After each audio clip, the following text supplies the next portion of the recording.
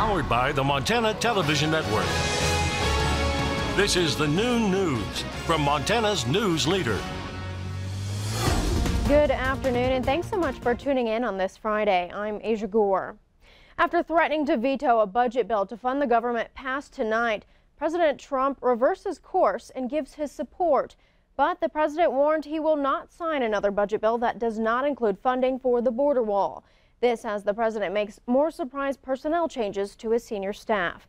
CBS's Mo Lange has the details. We've lost. He tweeted this morning, "I am considering a veto of the omnibus spending bill based on the fact that the 800,000 plus DACA recipients have been totally abandoned by the Democrats, not even mentioned in bill. And the border wall, which is desperately needed for our national defense, is not fully funded." The motion to concur is agreed to. The Senate passed the bill just after midnight with bipartisan support. The $1.3 trillion bill keeps the government running through September. The president supports the bill, looks forward to signing it before the funding of the lapse in appropriations by midnight tomorrow night. Thursday, the White House's budget director insisted the president would sign the bill, even though it didn't fully fund the border wall. Is it perfect? No. Is it exactly what we asked for in the budget? No. Were we ever going to get that? No. That's not how the process works. President Trump is making a habit of surprising everyone, including his own staff, with his tweets. Thursday, it was a tweet firing his national security advisor, H.R. McMaster, and replacing him with John Bolton. Demonstrates, I think, the sort of limbo that that I'm in, because I didn't really expect an announcement this afternoon. Bolton is known for his aggressive posture on foreign policy, writing last month that it was perfectly legitimate to strike North Korea first, and in 2015 recommending the U.S. bomb Iran. Mola Lengi, CBS News, the White House. Bolton does not need to be confirmed by the Senate, so he can start as soon as the president wants him to begin work.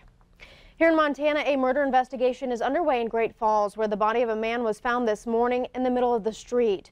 The unnamed 45-year-old man was found dead near the 300 block of 16th Street South. A 911 call came in around 3:45 this morning about a body in the street. Two people took the victim to the hospital, where he was pronounced dead. Authorities believe the murder is likely the result of a long-standing feud. Two male suspects are being questioned at this time. However, no suspects are in custody. Police do say there is no threat to the community. A second suspect now in custody for the murders of a man and woman this week in Helena. Kyle Ham faces charges of deliberate homicide, tampering with evidence, possession of drugs, and burglary. The adopted son of the victims, Caleb Taylor, is also charged in connection with the murders. The bodies of David and Charlotte Taylor were found in their home on the 1300 block of Cayuse Road Monday night. Preliminary autopsy reports indicate the victims died from multiple blunt and sharp force trauma. Caleb Taylor allegedly admitted to the murders, showered in the home to clean up, and then disposed of evidence across Lewis and Clark County. A motive remains unclear. A Laurel man sentenced to 80 years in prison for murder will get a new trial. William Cunningham was found guilty at his 2015 trial for slashing the throat of another man during a drunken argument over which branch of the military was better. But now the Montana Supreme Court has ordered a new trial for the 63-year-old. In the court's unanimous decision, the justices found that District Judge Mary Jane Nisley should not have excluded threatening statements that the victim, 40-year-old Nathan Horn, apparently made to Cunningham. The High Court also ruled Cunningham's defense team should have been allowed a limited inquiry into testimony from Dr. Thomas Bennett, who conducted the autopsy. The state medical examiner said Bennett had mishandled several previous autopsies and had given false testimony in other criminal cases. Cunningham also claimed the jury was improperly influenced by the media attention of the case, but the Supreme Court dismissed that issue. A new risk map suggests the upper Fort Clark Valley from Bonner to Clinton, as well as areas west of Lolo, still have a very high risk of burning and wildfires. Missoula County leaders presented the Community Wildfire Protection Plan, which is an update to a document developed in 2005. It reflects the changes over the past 12 years, from development in the wildland-urban interface to the increasingly intense wildfires. The plan includes a versatile online mapping tool that allows anyone to access the data and maps which show the areas at greatest risk of wildfire. Outside of the specific fire risk areas, the plan also promotes a fire-wise approach to reducing risk.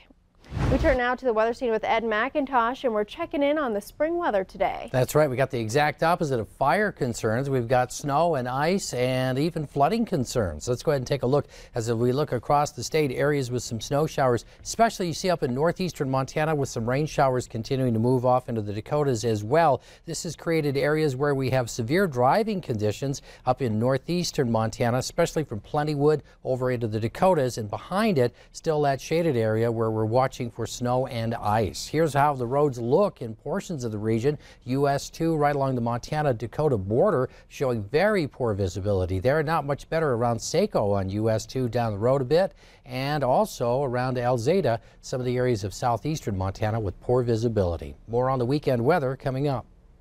Thanks, Ed. We'll check back in. Dozens of producers gathered in Browning Thursday to listen in on the Livestock Indemnity program to learn if they qualify for help from the harsh effects of the winter snow.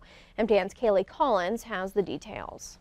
Mike Foster, the FSA State Executive Director, led the discussion at the Blackfeet Tribal Chambers before handing the floor over to Dee Anderson. Anderson explained how a producer can qualify for LIP or ELAP. Foster says the meeting was a success. It gave everyone a great opportunity to learn about the programs that Farm Service Agency has to offer to help people when there are weather disaster situations, as unfortunately was experienced here in the Browning area. Many expressed concern for the qualifications needed. For example, how to document a loss. Taking the photo, of the livestock that's lost, and it has to be date stamped. So I know how hard that could be for some of our producers, and especially some of our older producers that might not even have a camera. People from the FSA spent a majority of the meeting answering questions from producers. Dahl says it was eye-opening for a lot of people. I think we are more aware of where these regulations come from because of the questions that were asked. Foster believes the information people got from the meeting will be really helpful. Not only did they learn about how the programs work, but they were able to ask questions and get answers for those questions that are in such a way that they can now move forward in working with the local offices and try to get some relief that hopefully people will be eligible to receive. In Browning, Kaylee Collins, MTN News. Thank you, Kaylee. Meanwhile, the 4 Republicans who want to oust Democratic U.S. Senator Jon Tester met for their first full-on debate in Bozeman.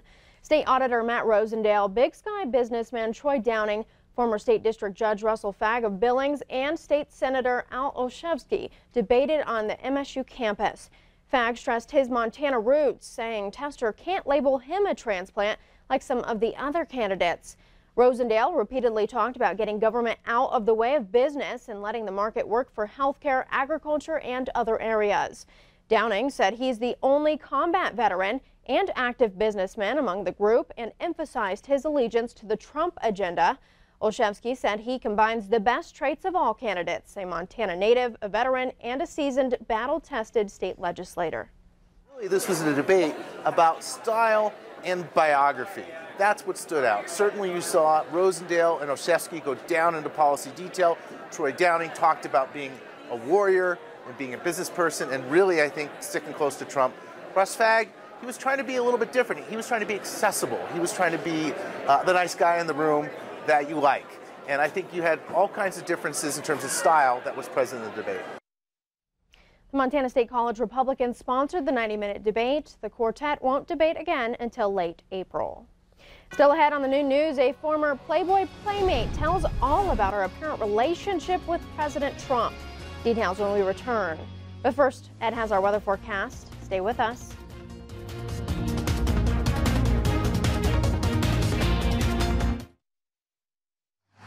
You're watching MTN News with Aja Goare, Storm Tracker weather with Ed McIntosh, and Farm and Ranch News from the Northern Egg Network. This is the Noon